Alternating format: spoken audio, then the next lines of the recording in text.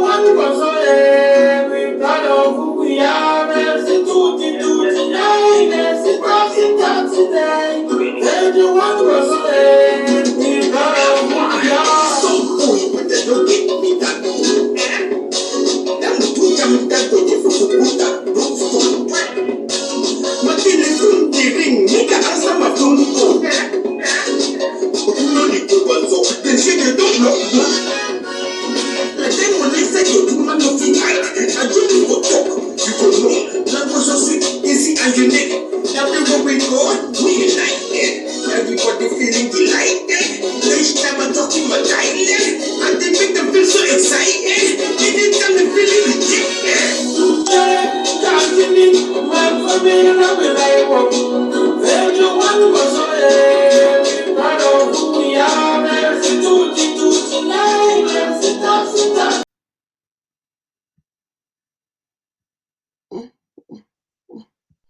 One was we proud of who we are. There's a tootie tonight. There's a toxic today. There's the one was we proud of who we are. So cool, but they don't get me that. Them the two jam that go different to put that. Don't stop. Martin is from the ring. Make a answer my phone call. But you know the people so they say they don't know. Then when they say you do not know the right, I do not talk. You don't know. That was so sweet, easy and unique. Everywhere we go, we unite. Everybody feeling delighted. Each time I'm talking my dialect, and they make them feel so excited. Anytime they feeling rejected. Can't give me my family, I will like walk. There's the one was we proud of who we are. There's a tootie tonight. There's a toxic.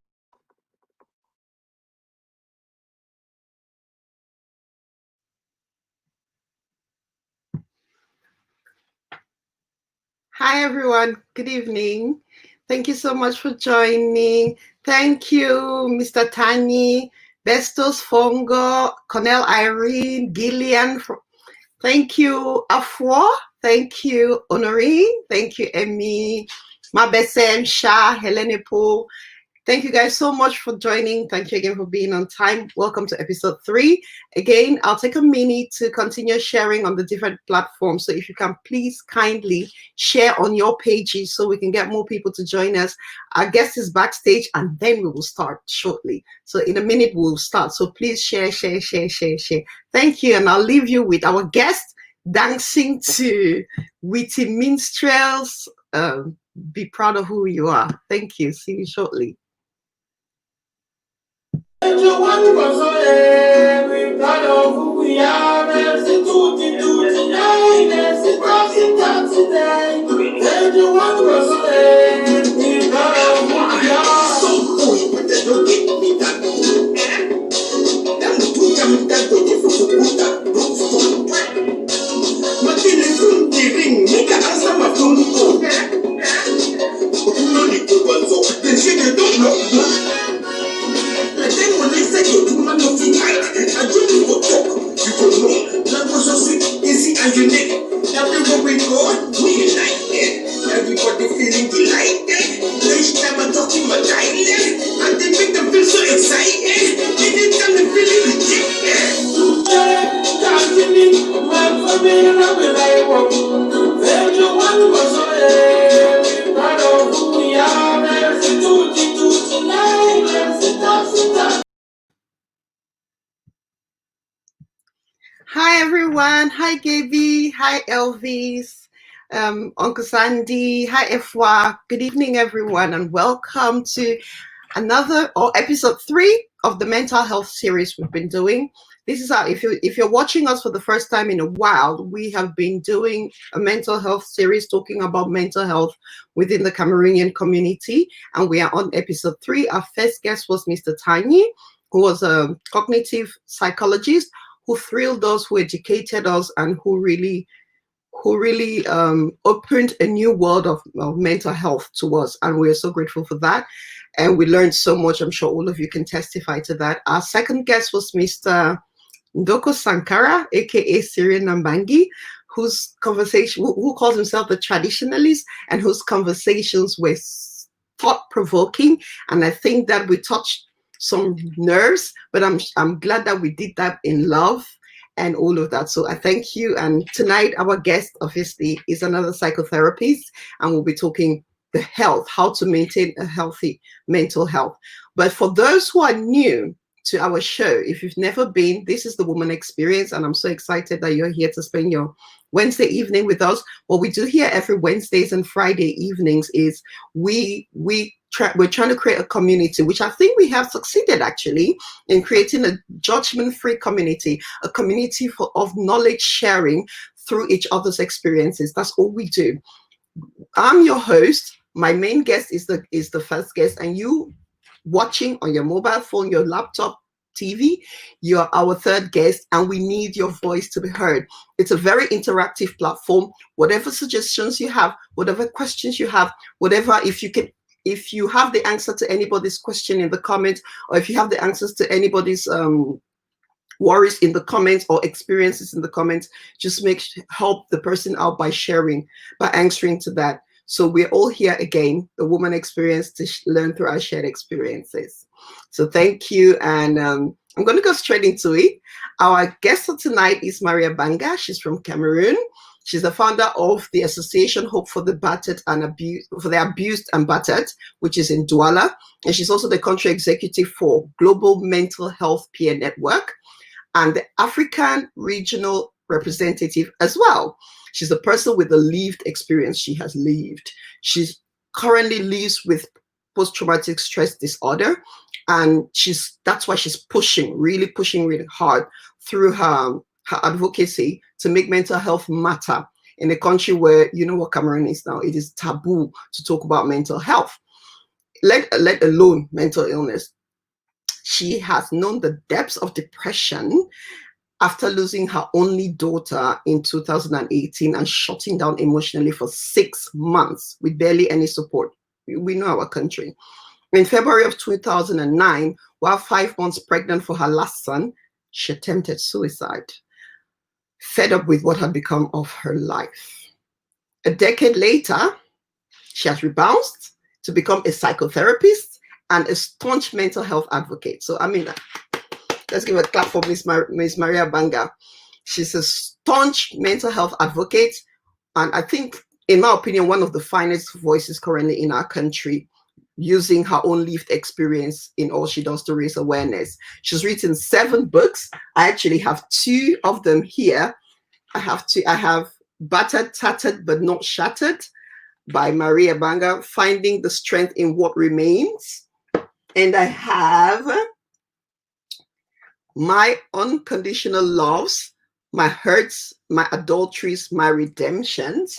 So she's an author as well, very brilliant author. Her stories will resonate with so many of us who have experienced some form of mental health illness, or who are struggling to identify what it is going on within us.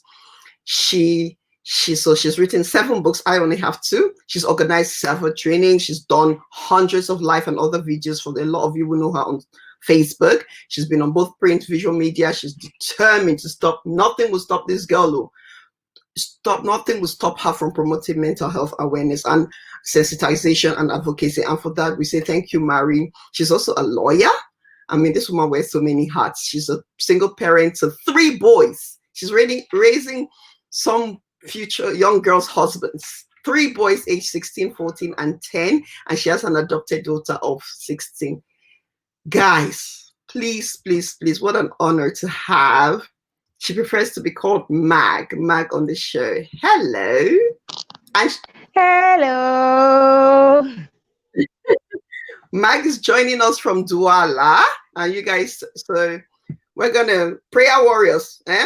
Gotta pray so that internet be No, look, tonight. Manchester has also had bad network. Someone in the US had bad network. Someone in Lagos had bad network. So it's not our reputation. I reject. That's Mag for you right there. No holds barred. She says it as it is. I'm so honored, honestly, my dear, to have you on the show. I appreciate you. I appreciate all the work you do. You know, I follow you on social media, and you're doing amazing. Really, you are. So thank I you so mean, much. you're welcome. I mean, we know each other since childhood now, so it's not social media and all of this. We come from very far, each of us, and we've been there for each other several times in different ways. And I remember when I got to London once and I got missing and I had to take a cab. That was the first time I was taking that London famous cab. And you stood out there at some ungodly hour waiting for me. And I was like, and I think you were even pregnant. And I was like, what have I done to somebody's wife like this? That was the first time. Another time was when you allowed me to sleep on the top of the bunker, in your kids' room. That Yeah. was so warm to me. I just remembered boarding school life, and so we appreciate each other a lot. Honestly, we are sisters. For those who don't know, we are actually sisters. So it's great that you can come on the show and forget that you're a sister, but bring the professional side of it to share. And so we're so grateful. So we're gonna just go straight into it, Matt. Yeah. Tonight we're talking about how to maintain our mental health and to recognize a lot of the things. And so for all of you, for all of you who are leaving the comments, Quinta says you're the voice of the voiceless. I love that. And Auntie Bibi says she's a great woman. She really is. So thank you. Bimoma says my respect to her strength. A very strong woman. And I love that she's using her lived experiences to create awareness and to help others, which is exactly the premise of our show. So thank you for that. We're going to go straight to it, sister. You have watched the show. Obviously, you watched It's a Tiny Show. You watched Cyril's show. What did you take from those two shows? Wow. Good evening, everyone. Thanks for the introduction. Let me just say that I wore this to kind of feel like a celebrity. Those big Nigerian stars or other stars, they cover their eyes. And also to say mental health, sometimes you can see somebody covering their eyes, you don't know what they're covering, but I'm going to take it off now. And it's also kind of cool, right? It's my mom who gave it to me. So I take it off. This is Mark. Okay, so what did I get from those shows? First of all, my respect to those two guests. It wasn't easy. I mean, the first one for me, he put it up scientifically, but also a kind of down, easy to understand way. And I was just like, thank you so much, colleagues. I don't even have to go the scientific way anymore today. And then Sankara, I'm not even going to call. I mean, when somebody wants to be called by some name, call them by that name. How many celebrities, how many people out there do you know their real names? We just like to cling on to Mr. Mrs. Don't call me Mrs. again. Call me Mark, please. Or even call me Ayo. I don't care. That's okay. So from the second show, it was really like going down history lane to see where some thought patterns could have come from and which we subconsciously cling to or keep reinforcing in one way or the other, and which causes those conflicts in our minds, and we keep living with them, and including our everyday experiences, they can really affect our mental health, as it is known. So I found it very interesting, and I also found some small blaming, trying to pull the blanket left and right, also very interesting. And I was like, well, I'm just going to keep it real. So that's it for me. Okay, great. I'm going to throw this to the audience as well. For those of you who watched the first series with Mr. Tiny and Mr. Ndoko Sankara, since we have to call him that, what did you take from the show? You can share so that those who didn't watch it would also learn. So we've been talking mental health, and the angle I want to talk about mental health with you today as a psychotherapist is I want you I want to give you a scenario. I mean, our examples that we've been using is the couple in America. The murder and suicide that happened there. We are going to continue using that couple as an example. But what I wanted to ask from you is, obviously, those people were in love at some point in their lives. When you are in love, how can you identify some of the signs of mental health? So how can you identify the signs of mental health in your partner? So if you love somebody's courting you, or maybe you miss the signs when you were dating, and then now you're married and you're together, what are some of the things that you can begin to recognize that, okay, this behavior is probably not normal, or not, or it is? You know, mental health is a state of well-being. So when you see somebody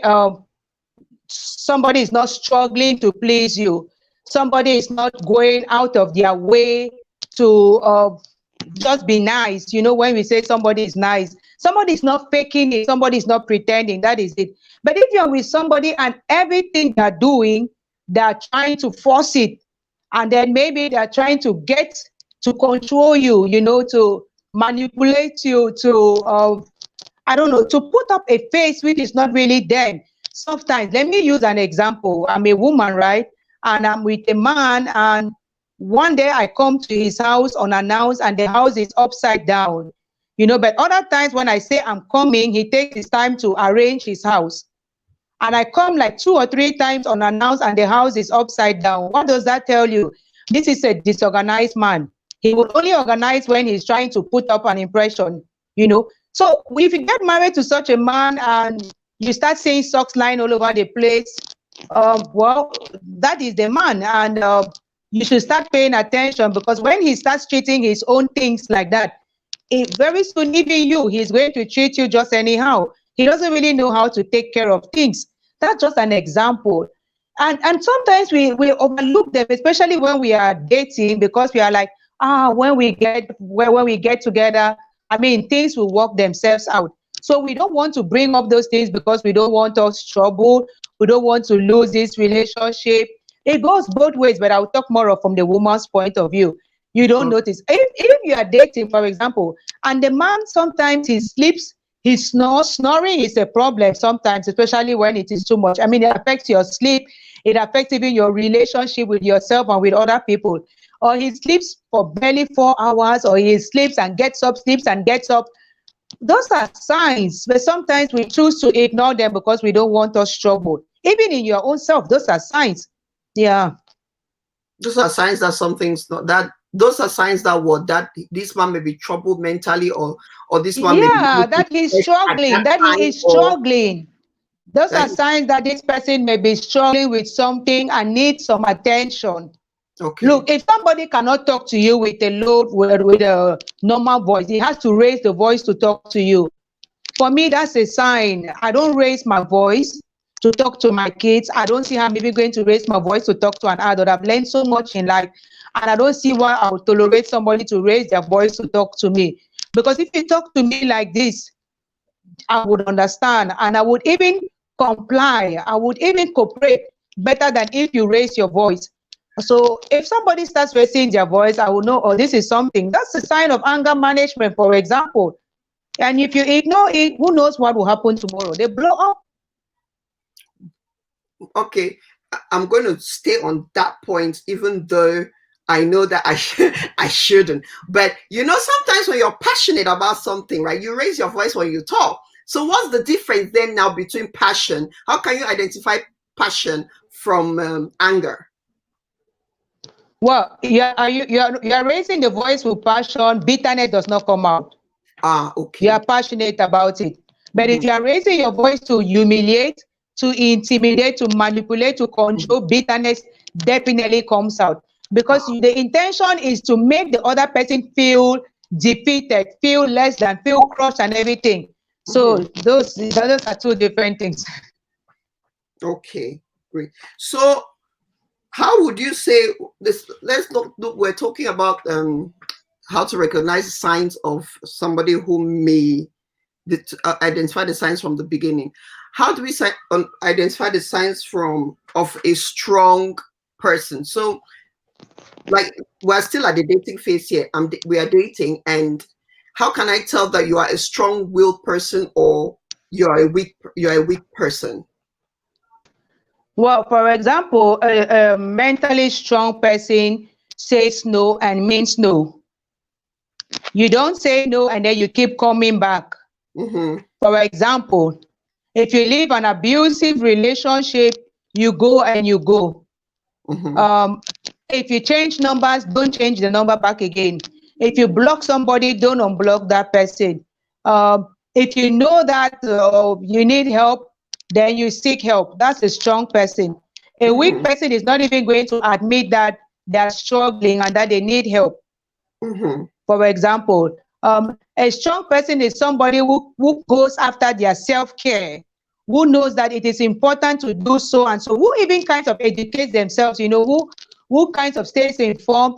Look, I live with post-traumatic stress disorder. I know what it is. Before this show, I slept for like 45 minutes. I needed to sleep because normally my bedtime is 9 p.m. and I know I'm not going to be sleeping to that 9 p.m.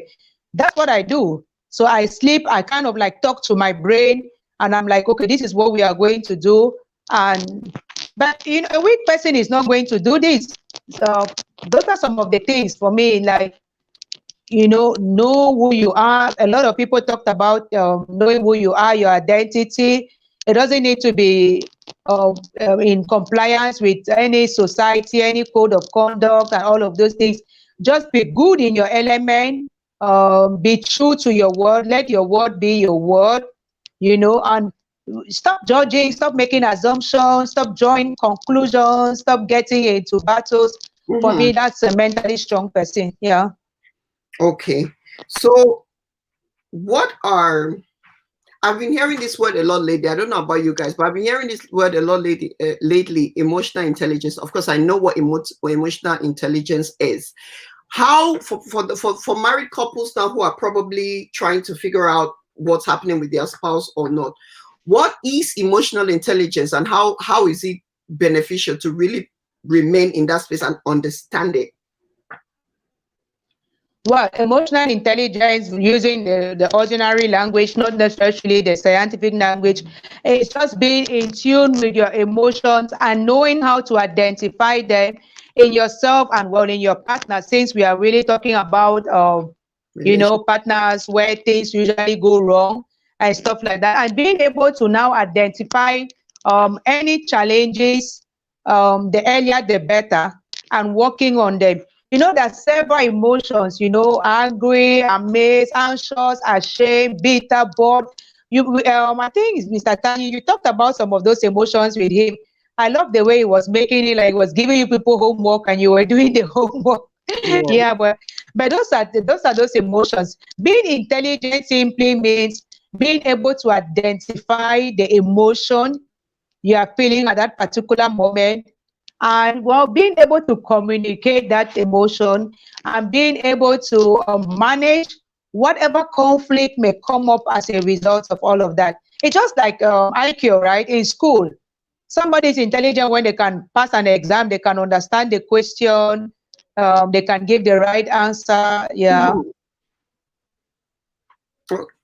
Okay, guys, I want to read some comments. Quinta is saying, identifying and acknowledging mental health issues in our milieu is not an easy thing. It really isn't.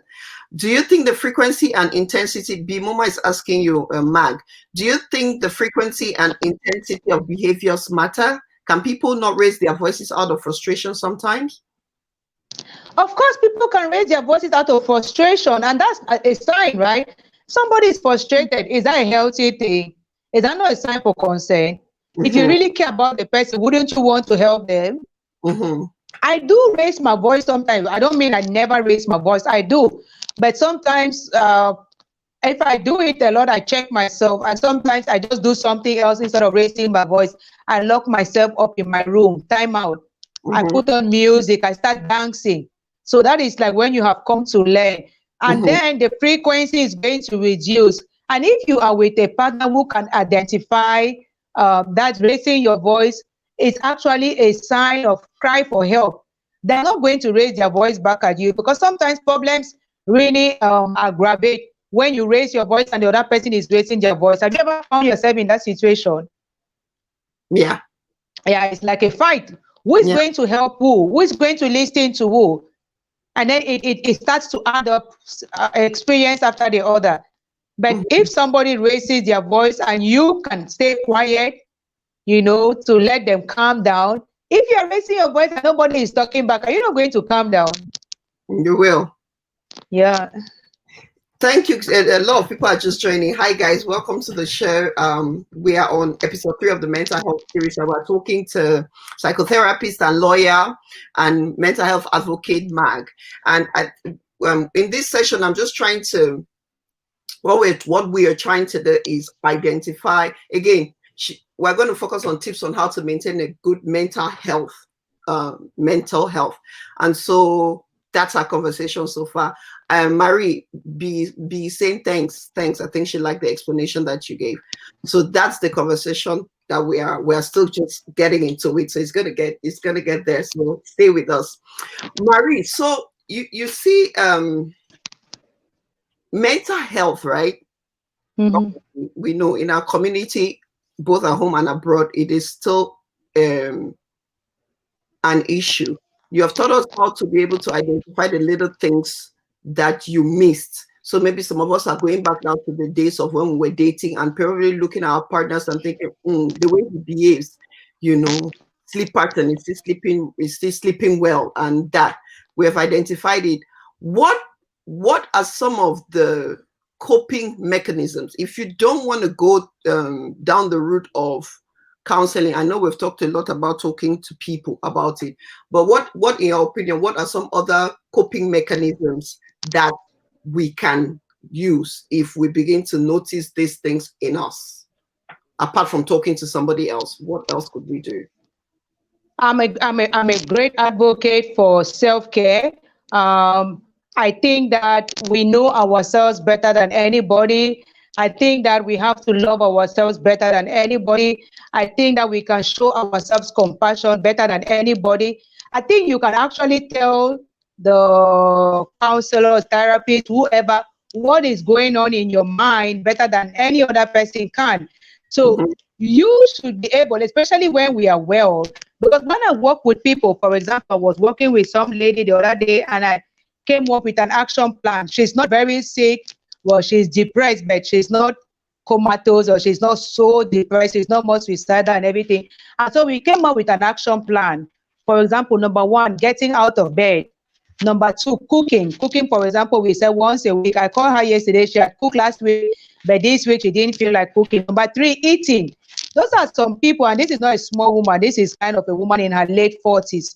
Okay, well, so you see, I'm trying to get her to develop interest again in some tools that can help her cope with her depression, because she's been for so long without talking to somebody, a professional, and to get back to that stage where she can trust somebody to talk to that person and do what the person is telling her or work with that person, she has to first of all find some joy and some kind of confidence in herself.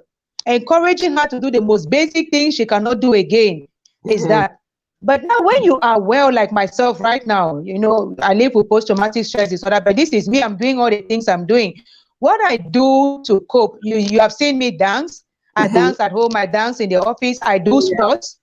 I'm a fanatic, 10 years now. I skip rope. You have seen me skip rope. I think you are going to play that sometime. That's the dancing.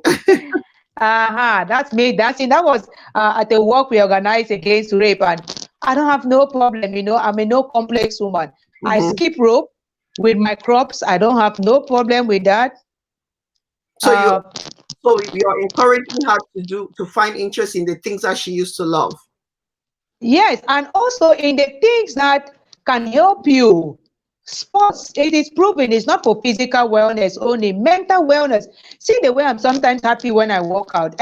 Always happy anyway. When I start, sometimes I don't really want to, I don't feel like, but I do it, and by the end of it, I'm so happy. See me the way I'm happy when I'm dancing. Like nothing else matters to me. Even the stress, I'm not thinking about the situation. I'm just happy to be dancing. I start thinking about the things I should be grateful for. For example, I have my 2 legs and my 2 hands and my good body. Some people are in wheelchair. This positive affirmation, it works. I do a lot of meditation. When I get up in the morning, I'm not in a haste to open my door and stuff. I have to spend like 30, 45 minutes, sometimes 1 hour in my toilet. That's my serene space. just listening to my music, meditating, being in my Zen atmosphere is very important for me. I've come a long way, and I know the things that triggered me, including adverse childhood experiences, including abuse, domestic abuse in my marriage, including poor choices in life, all of that. So Okay. I don't want to be traumatized again. So I also work on my relationships. I don't let social media get on my head, and I don't get into fights on social media. I don't waste my time competing with anybody. For me, that's a useless thing to do. I don't complain. I don't criticize. I'm really like, my serenity is very important. It So helps me yeah, cope a lot. so this Afo says that picking up vibes and emotions in around us and having the willpower strength to deal with them positively without losing self is one of the signs of emotional stability. So I think Exactly. Yeah. Clementine Brigitte says, do the things you like, start with the little things you like. And then Clementine says, by finding interest, you have to know your self-worth. The only way to do so is doing self-assessment. You know yourself better than anyone else. And Rosemary says, great. Meditation is really good, but not common in our community. Thank you guys, all these people, Margaret, Angeline, Lulu, thank you guys for joining. We are here with Mark. She's a psychotherapist, and we're talking things to do to keep our mental health healthy. What we did in episode 1 was we tried to understand the different emotions that we go through, and what we did with in episode 2 of this series is we talked to somebody to try and understand it from a man's point of view. What are some of the things that the actual situations that trigger this mental health in us? And with Miss Mark, we're talking about how to maintain a good mental health space. So be saying, how far have we moved from stigmatization of mental illnesses in Cameroon?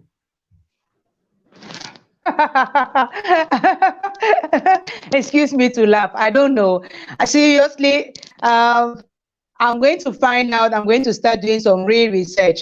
But as far as I am concerned, I decided to put myself all out there, so I don't even feel any stigma at all. I don't stigmatize myself. I don't stigmatize nobody, and nobody can stigmatize me. But I know I've worked in La Kentini. I've seen patients come at 5 a.m. because they don't want nobody to see them coming to the psychiatry ward. And then, people not wanting to talk. People reach out to me, but they don't want to join, for example, the support group I have on WhatsApp, because they don't want people to know them, and they don't know how they can join anonymously. That for me is stigma. Families with loved ones who are struggling, living with maybe bipolar disorder, schizophrenia, call them. But they're like, it's okay, let's just keep him at home. I don't want people to raise their eyes. But people still talk because people will know. And so when they start whispering, you now feel bad that they're whispering. But for me, it's like, look, this is a book I wrote for my brother, right? He was diagnosed with bipolar disorder. He had epilepsy at the age of 11. You know him. You were classmates, right? Yeah. Okay, so my brother's journey from genius to simpleton, battling with his mental illness and coping with his loss. I focused on his mental illness. I knew this book was going to kind of like put it all out there and say, okay, nobody should talk about this again because I have already talked about it. So nobody can laugh about it. Nobody can grumble about it. Nobody can, make the family feel ashamed or anything. We had already dealt with that. And I personally decided to put it out this boldly. So it's never a subject for discussion again. Okay, but Mag, I have to get to that, Mag. This is you. This is you. You're a strong person. Obviously, you have a lot of experience with mental health, and so you can protect yourself. But how is the stigmatization for other people? What have you observed in Cameroon? Is this? That's what I said. It is still so much. It is still so much. It is still so much. When the other day Sankara was saying a man, for example, would find it hard to go and talk to somebody about his challenges, even to their partners, right? I listened to the battle over opening up and trying to understand what somebody is going through without the person telling you. And I was like, you see how even amongst couple, we have a hard time owning up to our challenges. stuff like that, and being heard. We are stigmatizing ourselves already. And so you can imagine in the society will be the same thing. And that's what I've observed. I've worked with over 200 people in La Quintini, and since then, 2 years, many people, they don't talk, and sometimes they come once and they don't come again. They just feel like, no, she's going to feel so sorry for me. My case is hopeless. Oh, well, it's my village people. Maybe it's really some spiritual attack after all. And, So let me ask you a question. And yeah, Bimuma is asking, before I go to Bimuma's questions, if I am feeling, because on this show we've talked about postnatal depression, we've talked about depression generally. We've not really gone in depth, but we've no. depression. But if I am feeling the signs of depression from everything that we have learned, you're feeling low, you cry all the time, you don't want to talk to somebody, you lock yourself up, your mental space, you just feel like there's a fog in your head. If I'm feeling that and I come to you, talk me through a session, maybe my first session with you. What would you advise me? Because if there's somebody right now in among us watching and has been watching, because obviously we have been trying to identify all these things within each other, and they're telling you, they're sitting there thinking, gosh, I wish I could have a session with just somebody who can help me. Talk me through, what would you advise that person step by step today? Well, I have different forms. I use different sheets. One thing I have noticed is people love to write when they're not feeling good. And I love to write too. Many of my clients love to write. So I ask you, how do you feel? And I give you a form, because sometimes if you don't direct them, they may just be writing, or they may not even write, and they may be like, what do you want me to write? What do you want me to say? When should I talk about? Today or last week or yesterday? So you have to guide them. Okay, how do you feel? There are a few emotions I put there, like 8 or 10 emotions. You can circle them. You can think, where do you feel what? In the head, in the heart, stuff like that. Why do you feel this way? Yeah. What are some of those emotions? Like give us a free therapy session one. Today, look, I have a form called client formulation sheet. I have a how do you feel form. I have a stress exploration form. I have a trigger identification form. It depends on what you will bring to me that day and how I will look at you. Sometimes you can just look at somebody and know the space in which they find themselves. Look, if somebody is schizophrenic, for example, and they're saying whatever, you cannot even get them to start thinking rationally and start telling you things. So what you want to do at that time is kind of like play along with them until they trust you, and then they calm down, and then maybe they sedate them, and then later on you can start working. So it depends on who comes before you. But let's just say it's somebody who is just ordinarily depressed, like you said, don't cut me short, Mama, wait. That's what I would do. You will have to help me to help you. You tell me. If you came to me, it's because you need help. So you have to trust me. And if you don't tell me, I cannot help you. So you have to identify those emotions. You have to tell me why you feel that way. And you have to tell me for how long you've been feeling that way.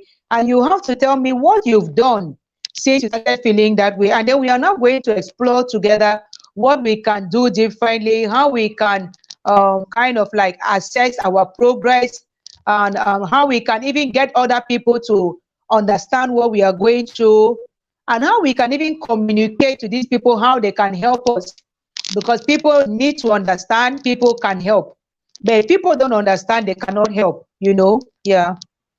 Okay, I like that. So also, in other words, if you're sitting at home right now and you have those feelings, the first thing, if you can, is once you get out of that fog, basically get a pen and paper and just try and write down exactly, if you can put it into words, how you feel. That's even when you're in the fog, right? That is even what we need. That is the material. Look, when the thoughts don't make sense, write them down, because we are going to use that one too. Yeah.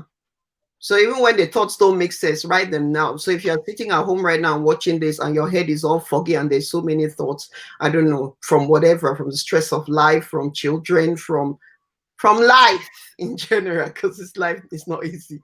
Write those thoughts down. Even when they don't make sense to you, write them down. That's a very good place to start, to begin to get the thoughts from, to begin to clear the thoughts. And give a name to the thought, at least one less thought in your head, and so it clears the thoughts, the fog. So write that down. And as Miss Mark said, I like that very much. Then I'll go back now to read what were the questions. He's asking that are there awareness programs or groups? How can we help with this working together? Are there awareness programs for mental health awareness programs? I joined the WhatsApp group yesterday. I didn't even know that such a group exists, and I've joined another one today. The first one is called Healthy Brain Cameroon, and it is strictly for mental health education. So they've started from like, what is mental health, what is mental illness. I mean, I'm just happy to know that such a group exists. And then the other one is kind of a community of practice, different practitioners, both in Cameroon and abroad. I just joined, so I don't really know the program of the group, but I'm just happy to belong to such. So yeah, I can help, and I can refer people to such groups. Okay, but are they like main ones in Cameroon? Like, I don't know, like national ones, like big organizations apart from Hope for the Abused and Battered? Are there other ones like that are prominent in Cameroon? There should be a few other organizations. I think there's Remedy, an organization by DJ Demasoso. He's a clinical psychologist, so that's the one person I know I've met a few times. His own is called Remedy, and I don't know their website. I don't know all of that. National program, I'll be honest to say no. This is Cameroon now, so there's coronavirus out there now, so priority is coronavirus. So please wait, ask me about it in December. That's what I can say about it. Indeed. Afua is saying seeking counseling and professional help is a taboo in our community. We need to break that concept. Accepting the fact that we need help and going for it is strength and the first step to healing. And I think that's what everyone has been saying, all of you since last week. We need to seek help. We need to seek help. Yeah, go on. You know, when I went to Belgium, that is when it was, you know, like when the magnitude of what I was dealing with and all I was carrying along, it came crashing, especially when my brother died. My friend in Belgium, I call him my superhero. He said, you have to go and see a psychiatrist. You have to go and see a psychotherapist. That was in 2014. That was the first time I was even thinking that those things it's okay to do those kind of things. And that was like, my life started turning around in 2013 when I felt bush. And in 2014, when I went to see a psychiatrist and everything. You know, I wrote my first memoir in 2012, published in 2013, the one you talk about, Conventional Loves. That was just writing like whether it made sense or it did not make sense. I just wanted to remove those things from me. And then, but the next ones, it was much more organized and everything. And when I wrote this one, you know, you said I have 7, that's true. What's the worst case scenario? Fighting the fear within, mindful of my mental challenges. You can imagine that I had come to kind of own them, you know, and identify the different things I'm afraid of in my life, and how I can face them and how I'm facing them. Yeah. So did you do? Is it the psychotherapist that gave you those tools, or you figured all of this out on your own? Well, you know, you have a lot of tools online too. Once they help you realize your experience and what it is. When I got my diagnosis, I was like, good, post-traumatic. I needed a name all along. I was like, something is not right. So when I got that name, I was able to study, learn about it. That's even what got me to go back, do psychology and everything. I was like, oh yes, it makes sense. Post-traumatic stress. Where has all the stress and the trauma come from? Am I still getting some? How do I avoid future stress and trauma? What do I do if I get stressed or traumatized again? Yeah. I'm a big believer in therapy because I'm a big believer because seeing a therapist really helped me to make sense of so many things in my brain. So I'm talking as someone who's seen a therapist, who will still see a therapist in the future, and I would always recommend somebody. As much as we try to figure these things out by ourselves, it is worth always talking to a professional. I can never recommend that enough because it was so helpful to me personally. And Clementine says, I would first of all do a thorough history using signs, symptoms, when it started, what triggered, how long does it last. With a good history, a good person can start getting some clues. Then next, I'll do a thorough physical assessment and possibly blood work. Okay, you are in the medical field. And B has this question which I was thinking about. She says, some people struggle to name their feelings. Describing can be good, right? Do you agree with her? I do, of course. That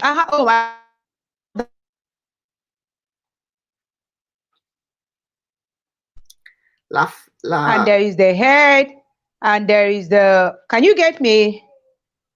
Yes, yes, yes, yes. I can hear you. Okay. Hopefully she'll get back on. Hi guys, a few people are joining us. I saw Collie, I saw Mimi, I saw King from Douala, Nora Brown, Ile. Thank you guys so much for joining. We are with Miss Mag, who's joining us, who's a psychotherapist. This word said, they get me confused.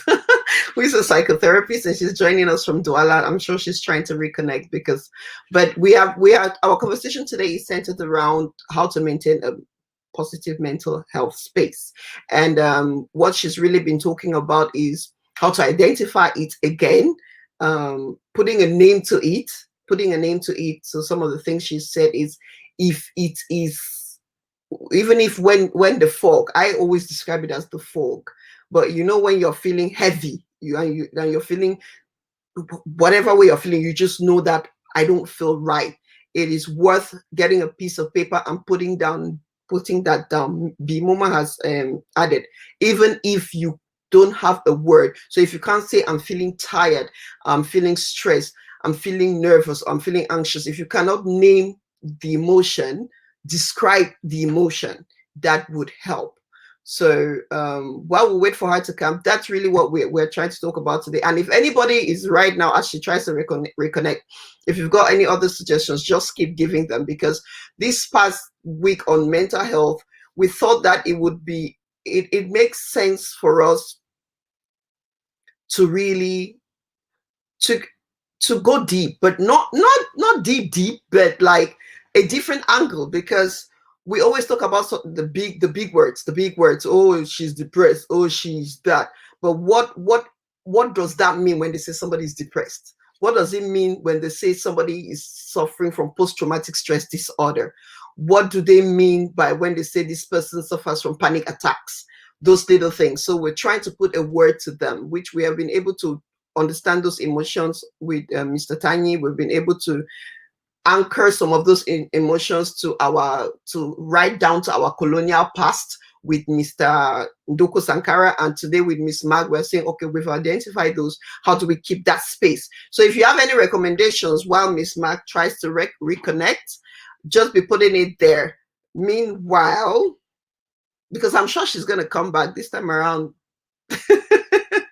This time around, I am very, very sure she's going to come back. So we're just going to while she reconnects, and let's just talk about the different things that we have personally. If anybody wants to share an experience or how they dealt with that. I talk about therapy because I've been to a therapist, and I saw a therapist because I knew, like most of us know, that this the way I feel is not normal. It is not normal. There is something wrong. I'm not crazy. I'm not imagining these things. These things I feel are real.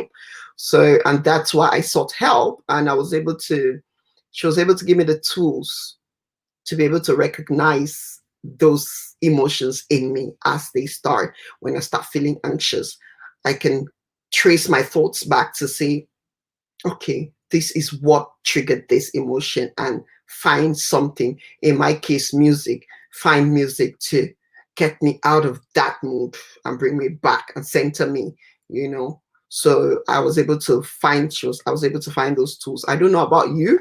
If you want to share your experience, hey, this is judgment free.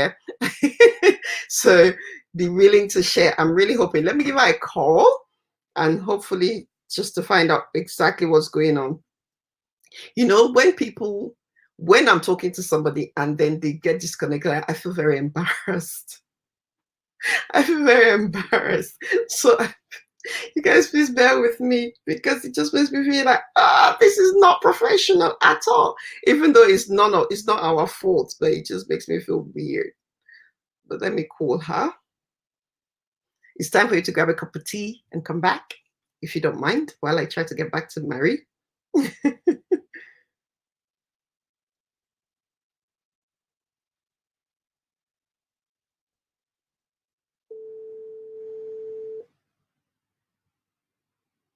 Great. B, thank you. B saying, it is very important to acknowledge that no emotion or feeling is wrong. It's important to name and not judge emotions or feelings. Thank you for that. Thank you, Phoebe. Phoebe says no need to feel embarrassed. What are some of the possible triggers for post-traumatic stress disorder? What are examples of traumatic experiences? If there's anybody want to respond to that, she's King. The question is up there from King. What are some of the possible triggers for PTSD, and what are examples of traumatic experiences? Anybody got an answer to that? I'm just going to leave it up there where I find out with Marie.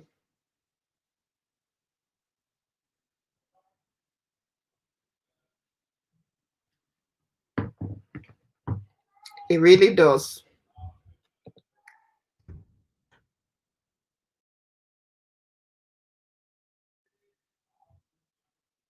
Maybe I give my own experience. So for me personally, well, I don't have PTSD. I think mine was depression.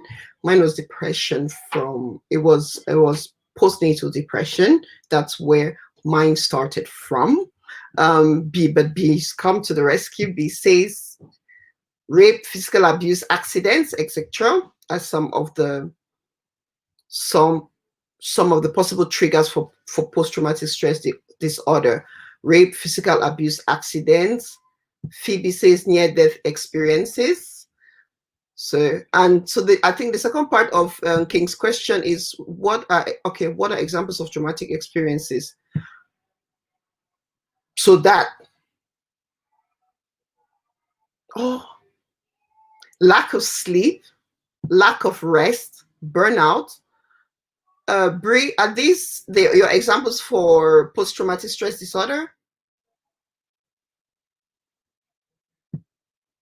But PTSD UK, which is a charity, describes post-traumatic stress disorder as it's essentially a memory feeling error that has been caused by a traumatic event.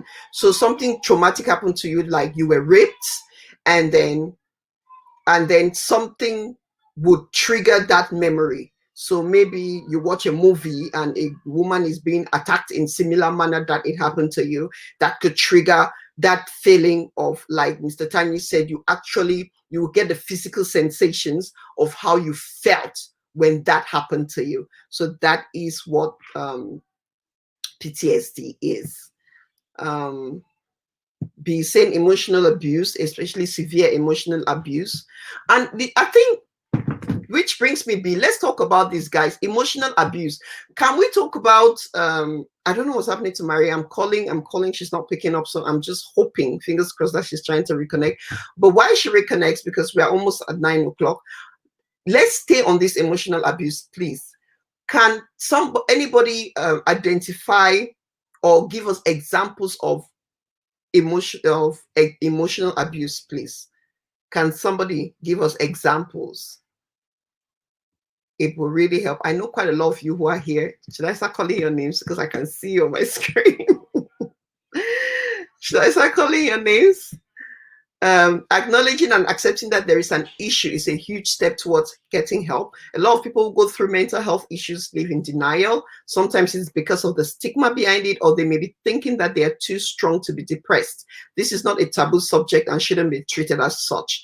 It really is. It was taboo for me personally. I I didn't even let my mother know that I'd seen a therapist. I was that embarrassed when I had to see one. So it really is taboo. And I think this is one of the reasons I want to talk about these things in the community, because if I felt that way, how many of us are feeling that way and shying away from help because of the fear of stigma? So yeah. So I am really, like Aisha is saying, it is not a taboo subject. It shouldn't be treated as such. We should stop calling people names of people who are strong enough to seek help. Afua says, Goretti, with regards to therapy, I totally agree with you that it's very important. We must learn to seek help. It helps us identify what we're dealing with and going through. Just like you, I recommend therapy any day, anytime. Therapy helped me put my life back together after going through domestic violence and a divorce. Yay, Marie's back. Something happened to my phone. It's not network. Something happened to my phone and I had to reboot it and then put it back to orange, because yes, MTN has a problem. So we sometimes play with the networks. That's true. That's great. Thank you for coming back. Okay. So I was just to filling time. I was just talking to the audience and we were talking about, and I asked them a question. Somebody asked a question actually in King Agendia was asking, what is post-traumatic stress disorder and what are some examples of PTSD and what can trigger it? And B had responded with rape, sexual rape, what was it again? Accident, near-death experience. That was from Phoebe. What else? Well, abuse as a child, everybody's brain is different. There's somebody that can beat until that person will not feel anything and those memories will not come. Another child it would, and then sometimes it comes and sometimes it doesn't come until years after, and then another experience, it just triggers the flashbacks, everything, and then you cannot cope until you are kind of helped and stuff like that. And anything can happen, like even what is happening in our communities, and then it can just trigger, like all those domestic violence cases, murders and suicides and stuff. It really set me off. And me, I do live all the time. Anyhow I feel, I do a live. That's also a way of me to cope, Yeah. to just remove things and sometimes just block off everything. For 3 days I wasn't really on social media. I just did some spiritual emphasis stuff. That's because I don't want to be traumatized over and over and over again. You and I were talking behind the scenes a couple of days ago, and you were saying that we had a conversation about code of conduct on Yeah. social media, because I remember that conversation very vividly because it was very controversial in itself, and so many people had so many strong opinions, which, excuse me, I agreed with a lot of it. But you were saying that no, for you disagreed with us. Can you just explain that to them why you took Oh, well, I mean, I was just saying, especially for me, that it? I'm an unconventional person anyway. That's on my book, and I just don't want to conform to Mhm. anything. You can see me dressed up like I'm a serious person today, but I'm just having fun, and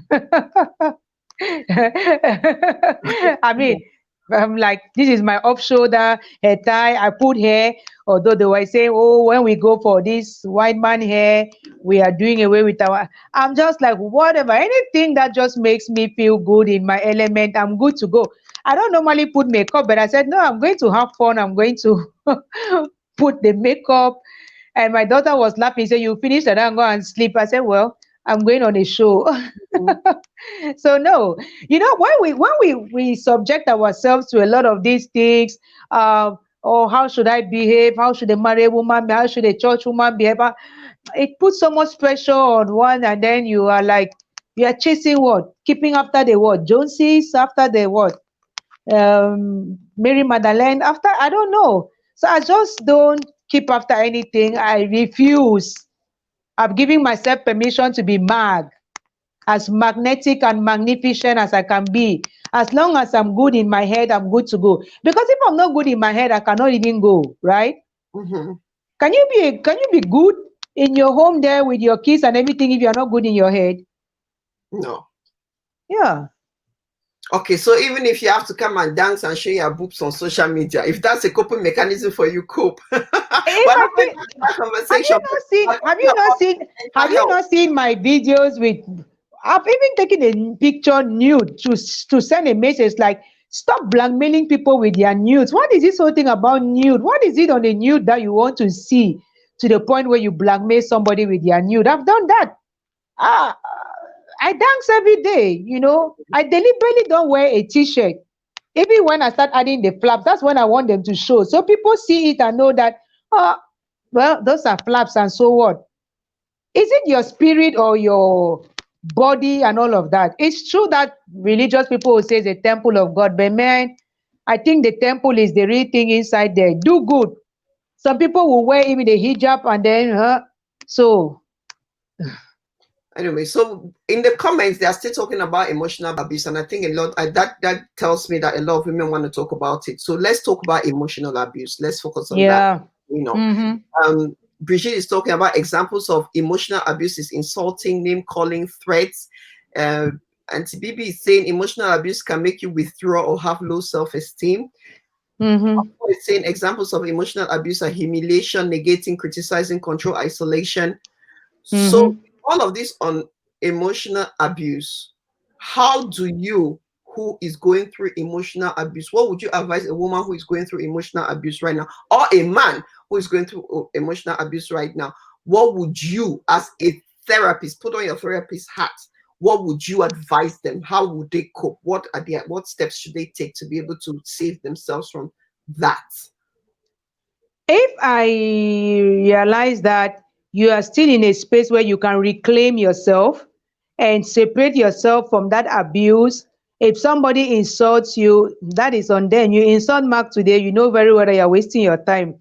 So that's not going to get to me. So if you are in that space where you can think it out that way, then you can stay in that abusive situation, separate yourself from it, and even make this person understand that you are worth much more than all what they're trying to get to you with, right? And then there are ways to get people to even stop trying to control you and manipulate you. Look, How? people get that power from you. Well, for example, you are a woman, right? Okay.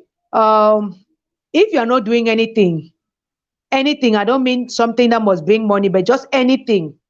Somebody can easily say lazy woman, useless woman, and you feel so terrible because you You actually feel guilty, like you are lazy. Yeah. You may feel like, yeah, well, I wish I could be doing something, but what stops you from even doing something online, from doing something constructive, not just, but the day you start doing something and you know you are not lazy, if they say lazy, is that going to affect you anymore? And then one day you can tell them, look, when you say I'm lazy, you are saying what I am not, and that gets to me. Can you please stop? Sometimes if we speak to somebody, people will listen, but sometimes we don't. We pray, we stay quiet, we cry. I'm talking about women in particular. I'm a woman, right? And when you do that, the abuser just gets more power now. What is crying to them? So What you is praying to them? empower You them empower, by being you weak. empower, yeah, you empower them by being weak. Now empower your own self, and then one day stand up to them in a calm way, in an assertive way. I talk about being assertive without being aggressive. You have to do it. How do you empower yourself? What are some of the things you say to yourself or do to empower yourself? Can we keep it real? How have you empowered yourself? By doing the things that I want to do.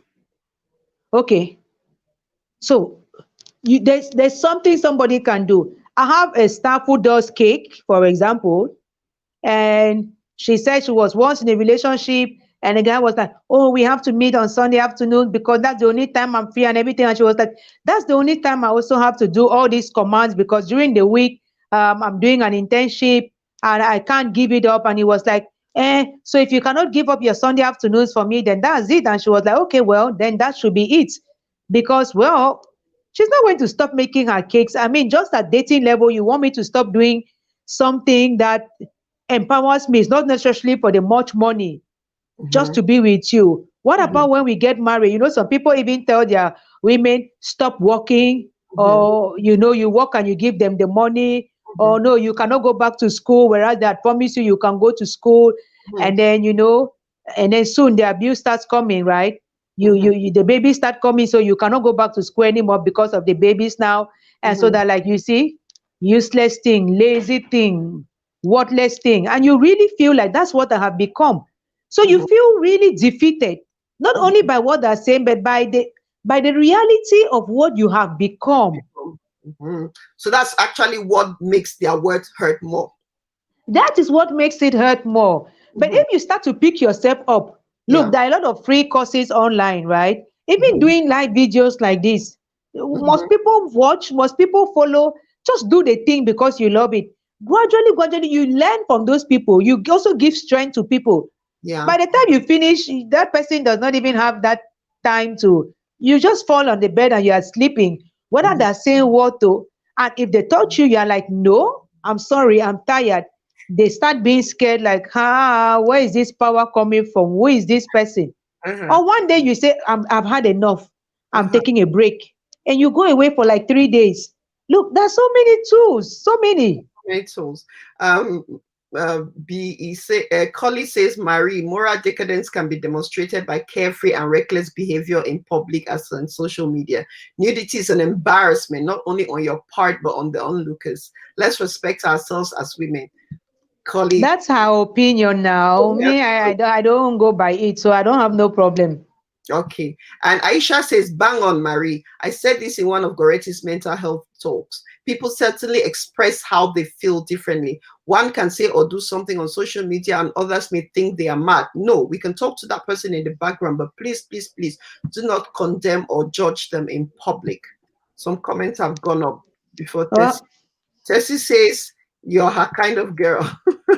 My Twinnie. And Mimi says, that's right, your body, your choice. If it makes you comfortable, do it.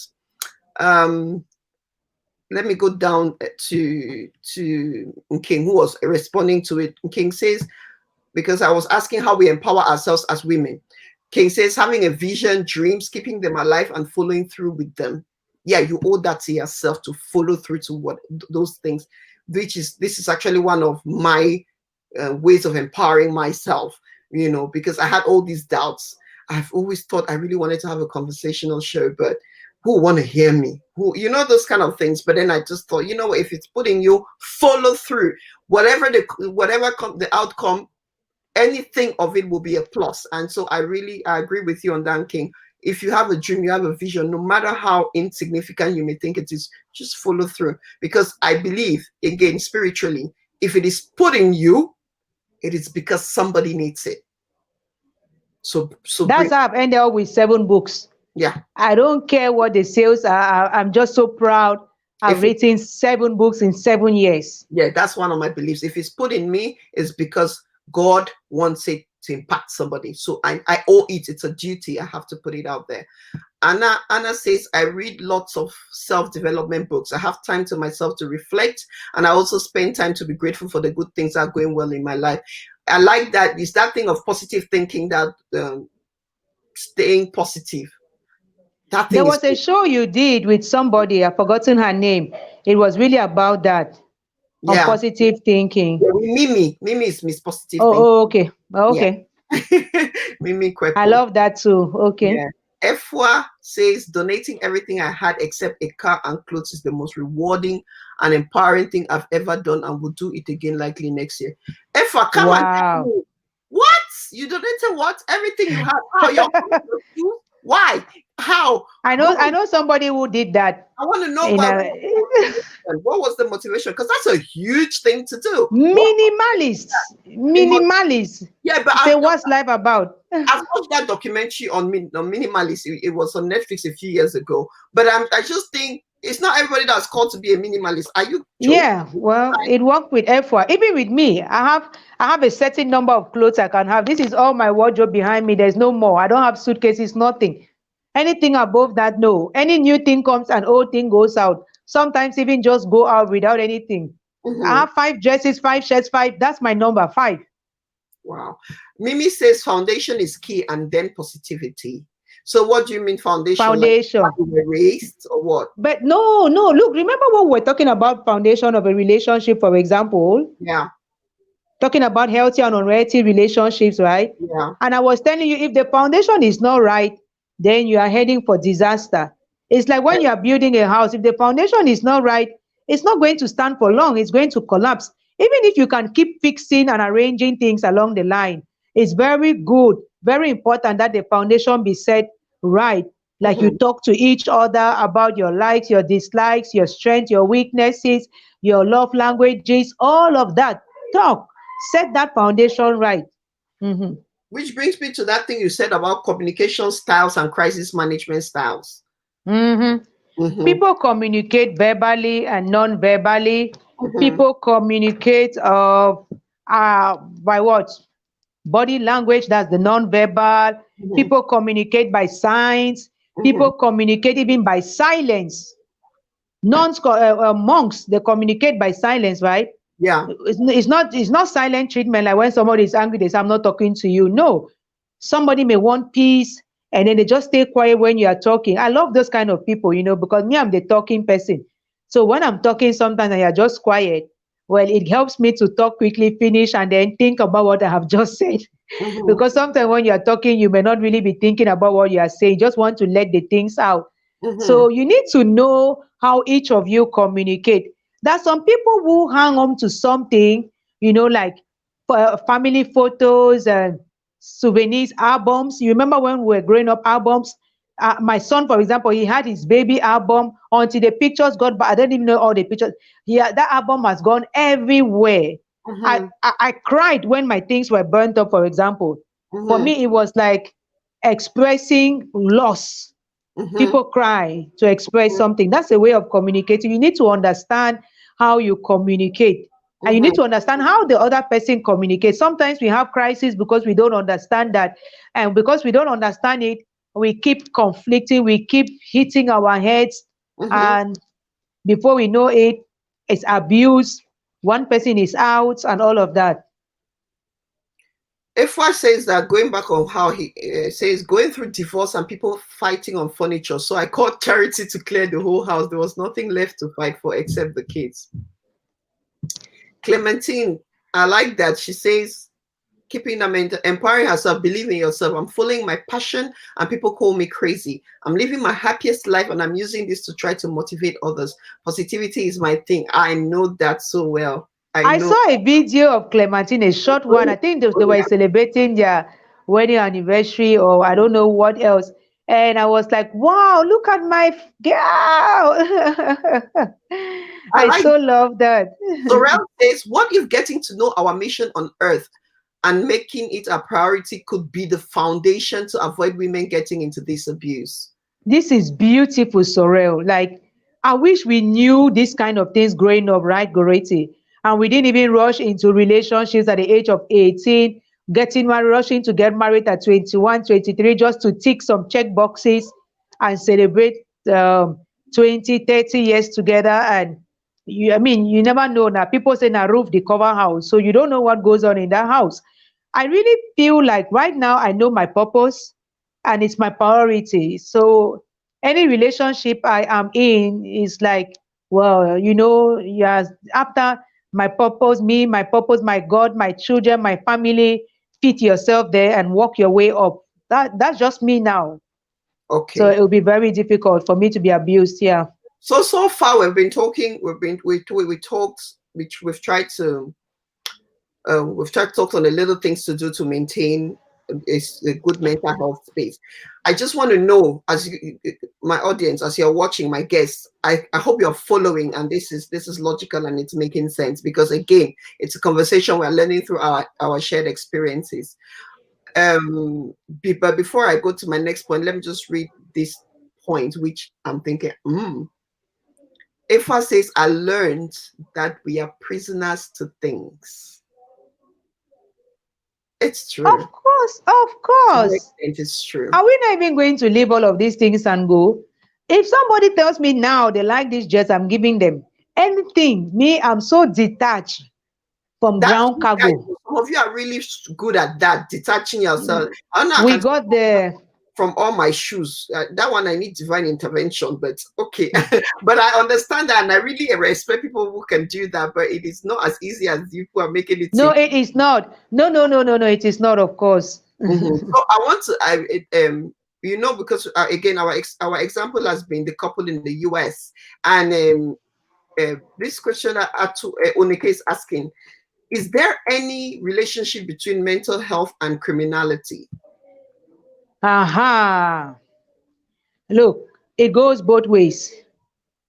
If you're having some distortive, thoughts, your behavior, the way the man was going in America, well, it was easy for him to think the best option is clear it out. Let us lose. Everybody loses. If he did not die, he would have become a criminal, right? The boy in Boyana is a criminal. He has murdered somebody. But who knows his mental state? They may plead insanity, but pleading insanity may just land him in psychiatry ward for life, right? Institutionalized if he was out there. Because if you say you were mentally challenged, a psychiatrist does an evaluation, and everybody says, yeah, he's mentally challenged. Maybe he was suffering from schizophrenia, schizoaffective disorder, anything. Then okay, well, he has become a criminal, no doubt, but he needs to be in a psychiatry ward and not in a prison, for example. So yes, there's a relationship. You can easily misbehave when you are sick. I can break things up. I can say anything to anybody. When I just want my serenity, I want my peace. This boy, for example, in Boya, he wanted to get his pound of flesh. So if that meant stabbing her, stab. Somebody even joked and said he did not intend to die because he stabbed himself, but wherever, whereas he could have stabbed himself in the heart to just die.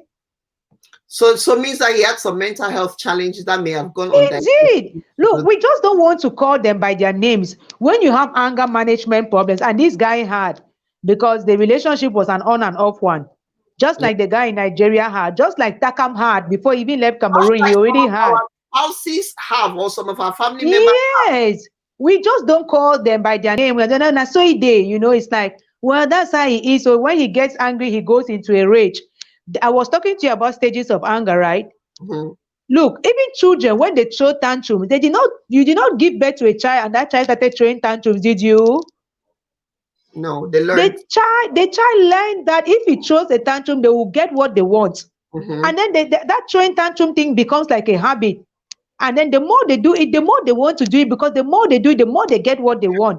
And then the more they want to play it out longer, it actually also brings them some satisfaction. Yes. Imagine you grow up with that. You're in a relationship, the least thing, bam, you break a table. The next time you break 2 tables. The next time you break the woman's head. The next time you break things in the house. That's how it goes. Are those not mental health challenges, disorders, and stuff like that? They are. They are. So that's the name to them. So look around to identify these things that Mag is saying. Afua says, I started empowering myself by coming to terms with my reality, accepting and owning my story. Bang. The strength to ignore the what will people say syndrome. That helped me feel months and find myself. And Afua, I commend you because you are a domestic violence survivor and you took the steps to leave that environment, and which we have to do a series on domestic violence, because so many of our sisters are being emotionally and physically all. So many of them are being emotionally and physically abused, and so many of us justify. Mr. Tiny was saying something which I disagreed with him. I don't know if he said it on the show, but he was telling me something. He said to me that if a man is abusing his wife, she owes a duty to try to help him first. She should leave. I cannot help you if I am not in good shape. How can I help you who is abusing me? How can I help you when I'm abused and I'm already in a vulnerable state, in a fragile state?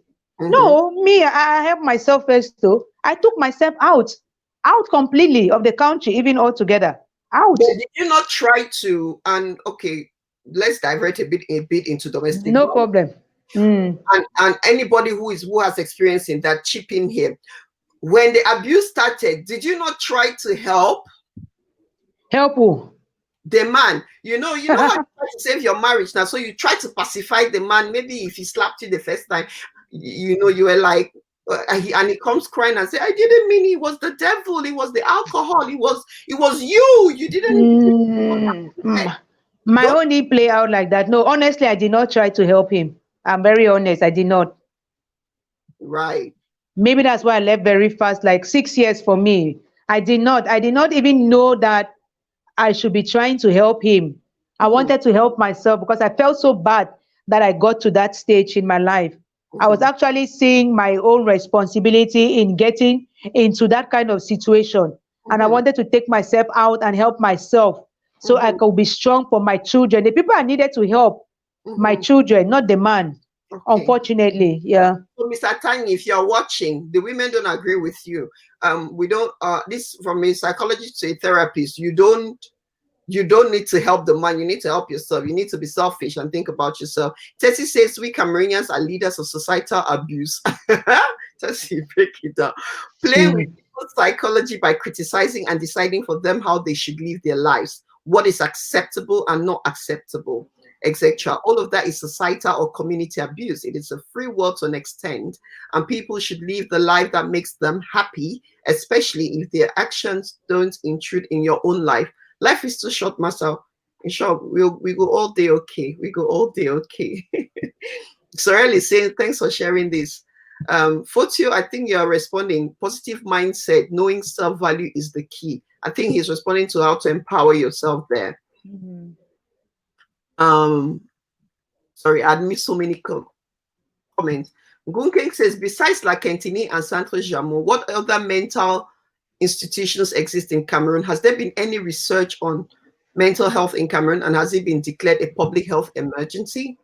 No, it's not. It has not been declared a public health emergency because, well, it's not priority.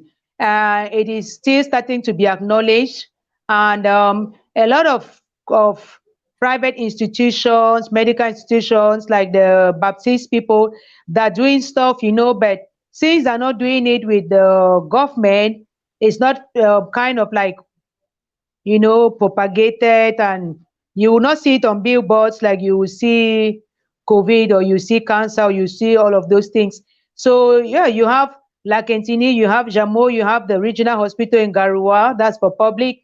And then you have a few private ones, and you can go to the Baptists. At least they are in a few places in Cameroon. So they have mental health, community wellness clinics. And then you have associations like ourselves. You have a few professional psychotherapists, psychologists. I know some. So that is it. We are building it up. I mean, we just had the second National Mental Health Day in Cameroon in 2018. Second. So please don't put us too much pressure, I beg. Lord's favor says it's difficult helping a man when you are in a vulnerable position. If a man shows you love, then you suddenly change. You can think of helping him, but if the abuse starts very early in marriage, sorry, run no. And there's a question, but before we even go to that question, oh gosh, so many things. That's as you guys are saying these things, right? My mind is going, let me talk on that. Let me ask this question. My mind is going all over the place because there's just so much. I really want this session for us ladies to be beneficial and valuable. I'm going to ask you a question quickly. Yeah, I've remembered. Our mothers, right? Who are our mothers now, who are in their 60s, who are in their 70s, who are in their late 50s, who have survived abusive homes, and the lucky ones whose husbands whose abused us, because it was mainly the men who abused, the lucky ones who are no longer with their abusive partners or whose partners have passed away. I'm sorry if your father was abusive and has passed away, but I'm happy for your mother. What would you advise them now? Because they have lived with that, because that will feel to me like PTSD. They have lived with that for all these years. Where they are now, older women nearing. What are some tips you will give them on how to cope with their PTSD, with their post-traumatic stress disorder, with the trauma that they have experienced all this years. Again, I'm trying to break it down because some of our mothers watch these shows.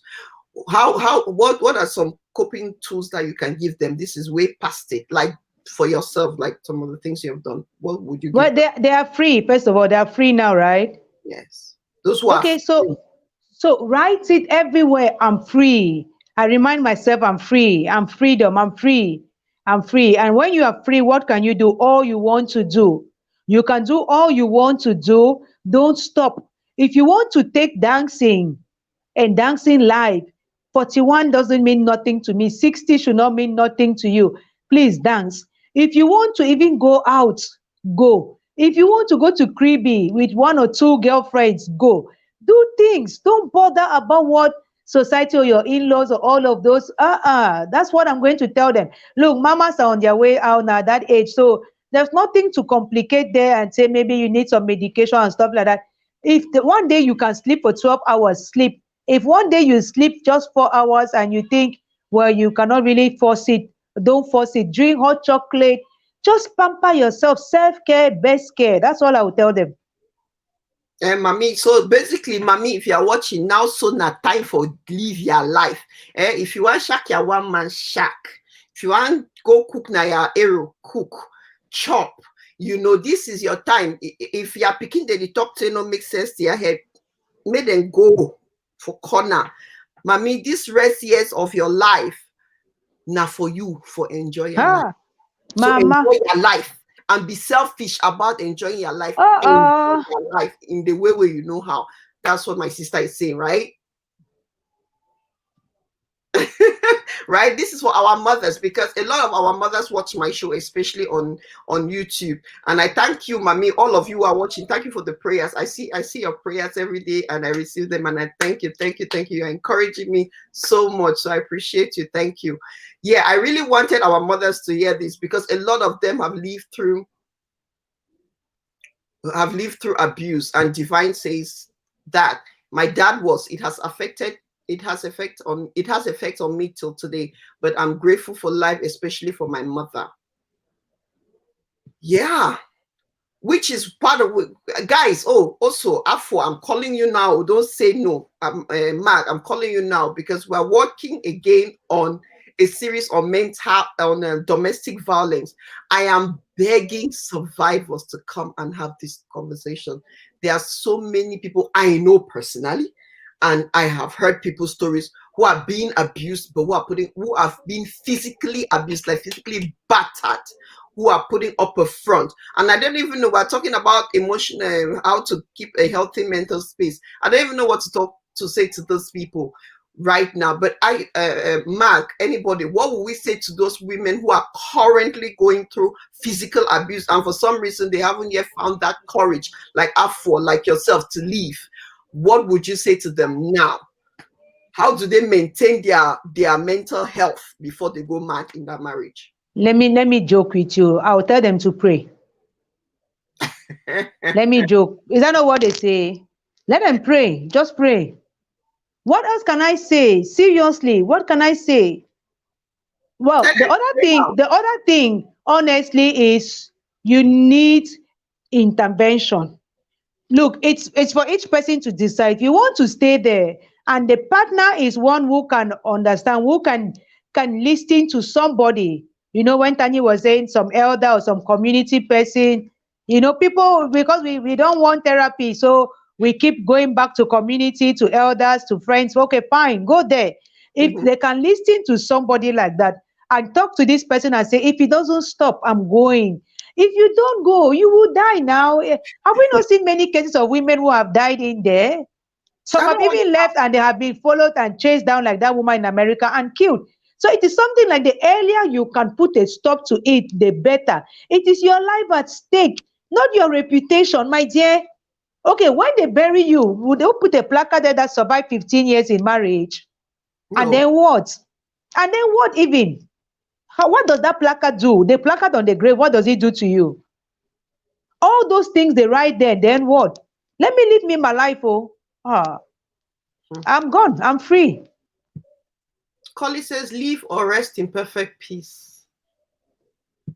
You should pack your bag and go before we ride. Rest in peace. See, you guys don't know how dear domestic abuse is to my heart, because I have grown up seeing it from my neighbors, from people that I love, from people that I care about, and I know people who are still who are in their 50s and still with their abusers in the name of I not feel leave my man, and that thing, it gives me nightmares sometimes. So if I'm any takers, I'm ready. Let's have this conversation on domestic abuse, a really structured one, and really give our sisters the tools that they need to be able to leave such situations. King is asking an important question. What about the cycle of abuse? How do you break it? It is common knowledge that the cycle of abuse is a thing. So how do we break it? Yeah, well, we can have that in that conversation, in that show, right? Let's just stay on this mental health thing, and then we've already gone up for 1 hour 30 minutes, and you want to sleep tomorrow, yeah, and then tomorrow is a working day, and no, I seriously, get when my brain starts to deflect like this, I'm like, nah, I want my bed. and that's actually a practical tool. That is a practical tool right there. When you know your body, you listen to your body. As your body is tiring out, you know that it is time for Mag to get some. Yeah, I had a full day today, and I told myself I'll be on this show maximum 1.5 hours. So that's what I put in my brain. When I have to go out and spend the whole night out, I really work on my brain, and I sleep for like 4 hours during the day, and then I can do that. So it's really something like I have to work a lot on myself. Yeah.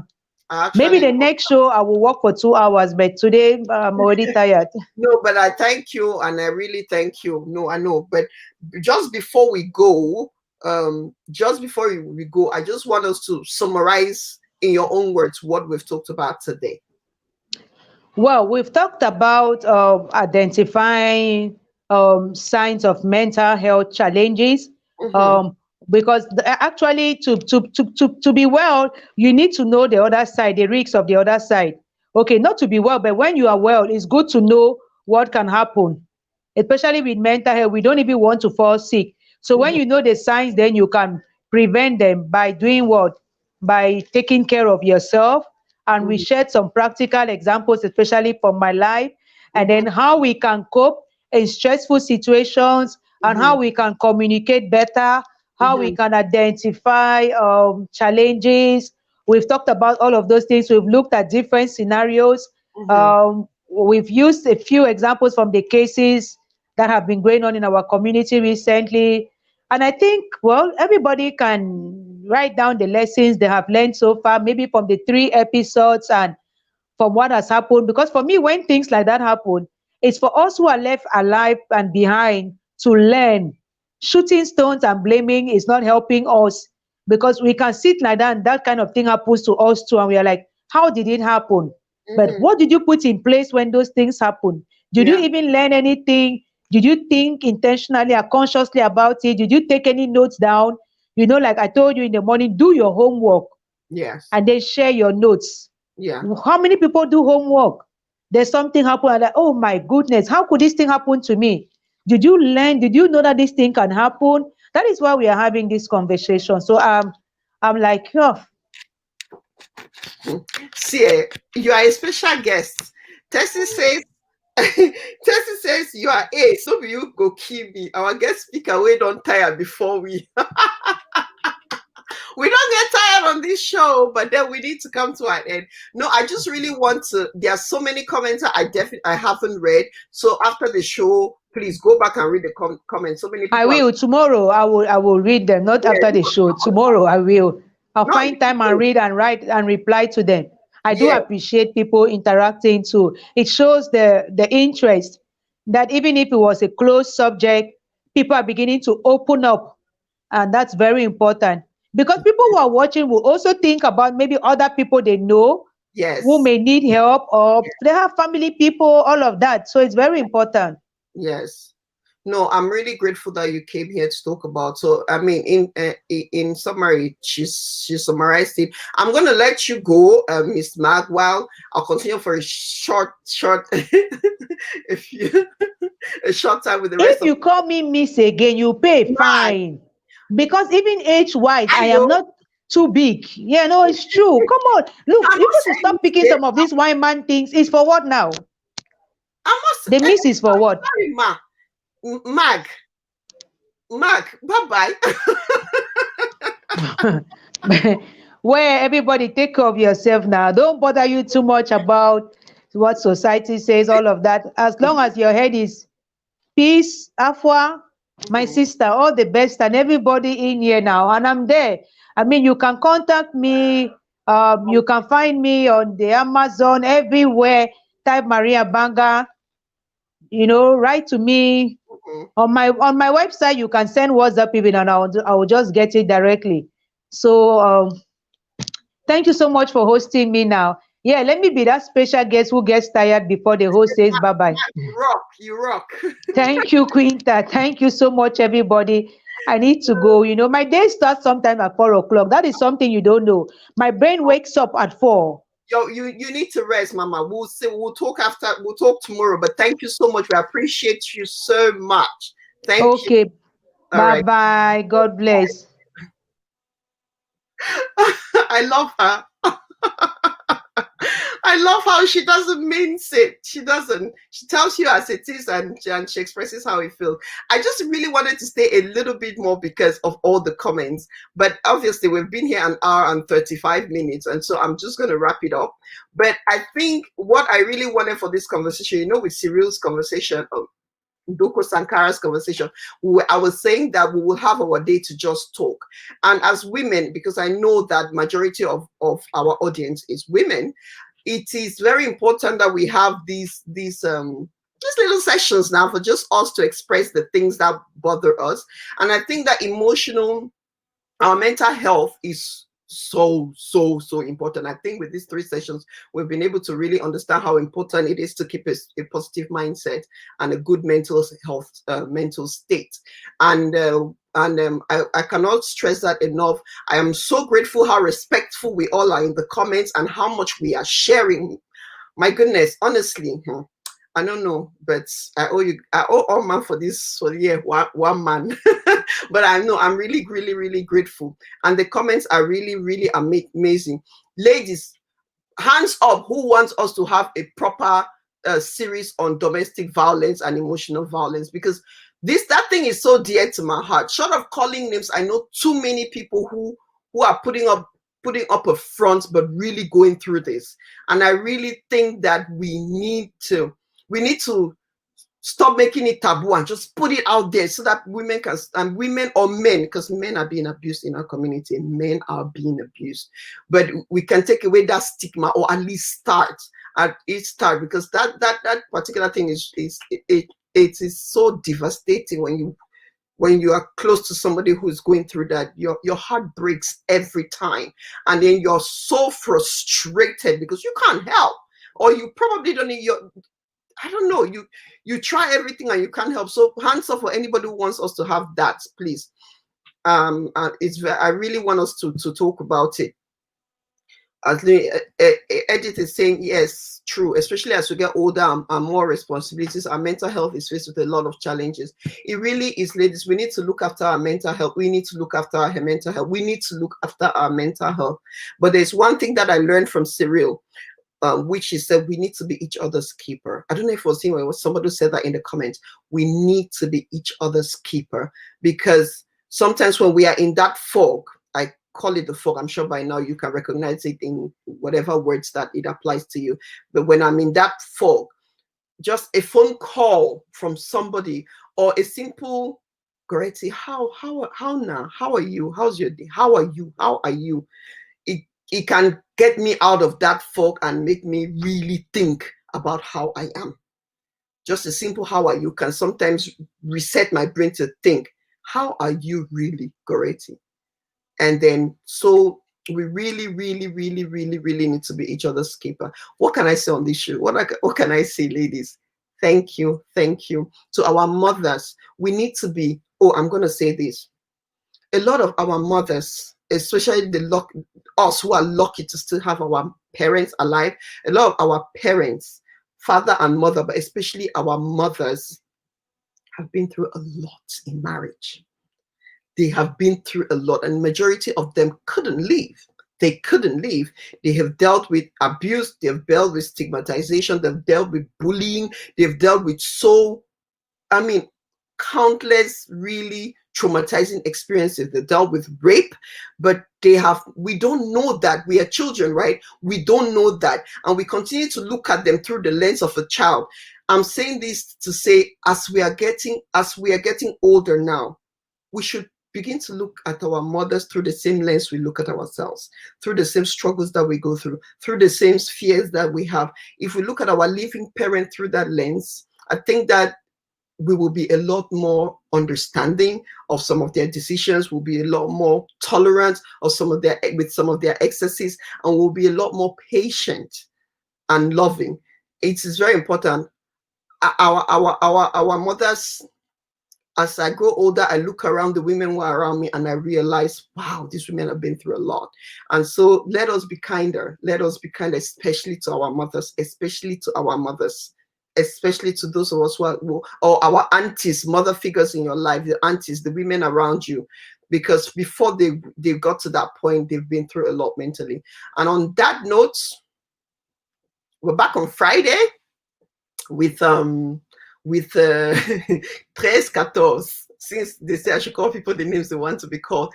13-14, he's on Facebook as 13-14, and he's very outspoken, a very outspoken young man, and he's really going to come and just round all of this whole series up. He has so much to say. It's a wealth of experience, and he says it as it is. That's another thing I really admired about him, and that's why I wanted him on the show. And this time around, he's somebody that if you can punch him, he'll take it and he'll give us. So all these questions, it's going to be a lot more of a question answer session.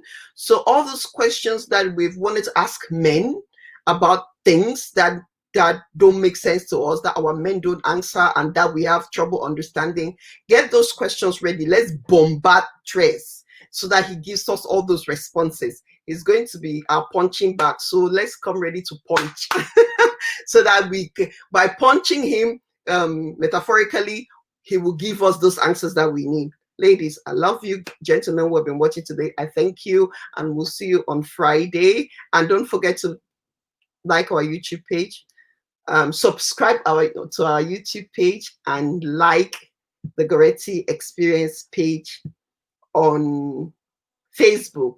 So like my page, please go and like. Don't just follow, like. I need all your likes.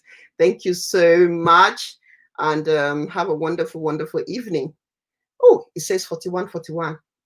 Ding, let me touch my nose. Oh, thank you. Thank you, Clara. Thank you very much. Such a profound final comment from you. We really need to be more tolerant with the women in our lives, especially our mothers. I believe that. So thank you very much, and I'll see you guys on Friday. Please come Friday 8 p.m. We're here. See you. Have a lovely evening. Thank you.